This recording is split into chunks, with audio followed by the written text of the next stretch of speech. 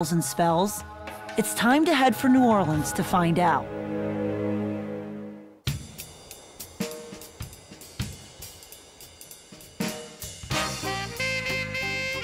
New Orleans is one of the most multicultural cities in the world.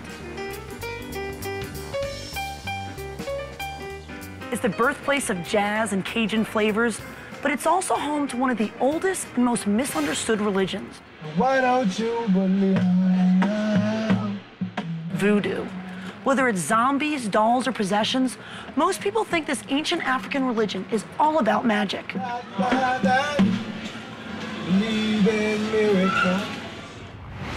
But there's more to voodoo than meets the eye. It's an ancestral religion where the spiritual world takes center stage and miracles are part of everyday life. So let's go get a taste of some true voodoo flavor. Here in the French Quarter, you can't miss voodoo. It's everywhere. That is great. But what do people really think of it? When I say voodoo to you, what do you think of? Scare. Scare, scare, I'm scared. Evil, the devil. Skull, crossbones, chicken bones, Scarves. Smoke, mirrors. This isn't the stuff miracles are usually made of. So to find out what's really behind these unsettling beliefs, I went looking for Alan Villeneuve, an expert on New Orleans voodoo.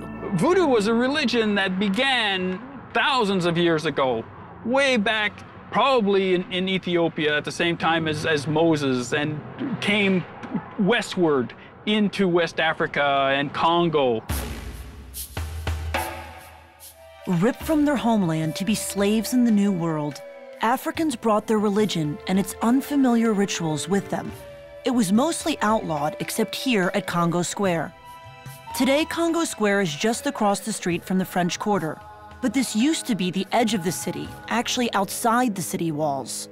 This is where a lot of the Africans were allowed by the French administrators to have their rituals and to gather.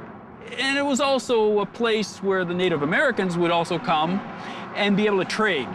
So this is where the blacks got their herbs and were able to help with their healing practices. So out of that, they were able to do their rituals. Nowhere else in America were the blacks allowed any kind of expression of their culture. What kind of rituals were going on here? Well, they were more public rituals, dance, and they all were very high-tempo rhythms that people were totally taken away. It's obviously a religion, but it sounds like it was a lot of fun, too. Yeah. That sounds like someplace, it sounds like I would have had a good time at Congo Square if I had been here when that was all going on. And that's why people still come to New Orleans. Dancing, wild parties, I was starting to see what might attract some people to voodoo. And it seemed there was a lot more to it than sacrifices and voodoo dolls. But our next stop, a few blocks from Congo Square, was a bit unsettling. St. Louis Cemetery, number 1. What makes cemeteries significant for people who practice voodoo? Well, ancestral acknowledgement and being able to keep your connection with those that have come before. Well, when you mention it that way, then I think of leaving flowers at someone's graves, but I have to tell you, when you think about cemeteries, I don't know, it seems a little creepy sometimes. Well, especially in this type of cemetery that's built up, you're around little corners, who's where, and stuff like that. So in New Orleans, people say, don't go to the cemetery alone, go with a tour group. What makes this cemetery so special? Well, this is where Marie Laveau rests. A free woman of color, Marie Laveau was a voodoo priestess who acted as a medium in rituals. She's credited with healing thousands of yellow fever victims.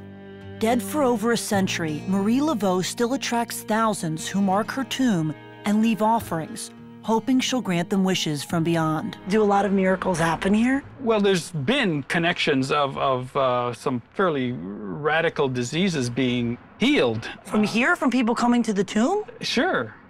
And they come and they're sick and they ask for a miracle and they walk away cured? Just like Lourdes or Fatima, yes. You don't often think of a cemetery as a miraculous place.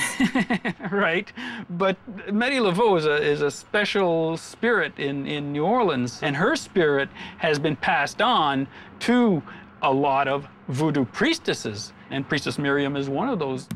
Well, I knew where I was going next. It was time to meet this priestess Miriam. Her temple was right across from Congo Square, on the edge of the French Quarter.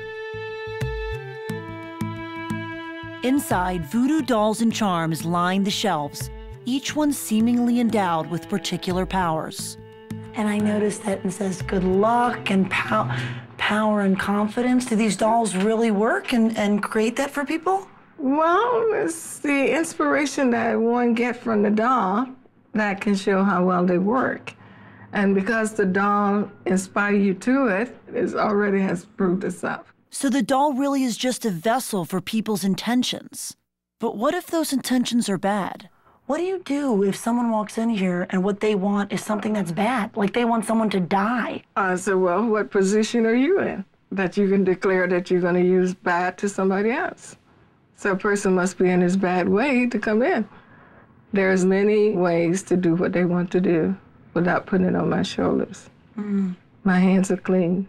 So your door is closed to those kinds of folks. And so when your hands are clean, why dirty them? Right. But then why is voodoo so full of scary symbols? It turns out voodoo embraces both good and evil, positive and negative. You need a positive and negative charge to make things move. Two positive and together, you go nowhere. So the cross of bones isn't meant to frighten. It symbolizes the place where the spiritual and the physical meet. Snakes represent the spirit of wisdom. The skull represents ancestors. Followers of voodoo personally interact with the spirits that these objects represent. They call upon them to work miracles. I was ready to see these spirits at work and ask for my own miracle. This is a very common type ritual. It's just us, a drum, and a pumpkin. Oh, and Shango, a powerful spirit. Shango, shine your light. Shango has spoken. He wants you to state your desires and put forth your trust that he will shine the light upon your path. I decided to pull out all the stops. I asked him for a lot, so I hope he can grant a lot of miracles. I asked for some pretty big stuff. Does it need to be a pumpkin? No, not necessarily neat, because you may be a time period that you don't have a pumpkin. So it's the intention, not the object, that's important. Right. In the pumpkin, you can plant all your ideas and views that you want. As Miriam directed me, I made my offerings to All Shango the way on the side. and wrapped my request for a miracle around a cinnamon stick. You keep things together with cinnamon. It's like pure love. It's like Seal it with a kiss. As the ritual came to an end, one thing remained unanswered. Who performs the miracles? God, the spirits, human beings, or all of them together? There wouldn't be no mystery if we knew all who produced it, because then we wouldn't get the sense of joy of it, and we won't feel excited. It seems that's the point of voodoo. With all its mysterious practices, it encourages its followers to feel all that life has to offer, including miracles.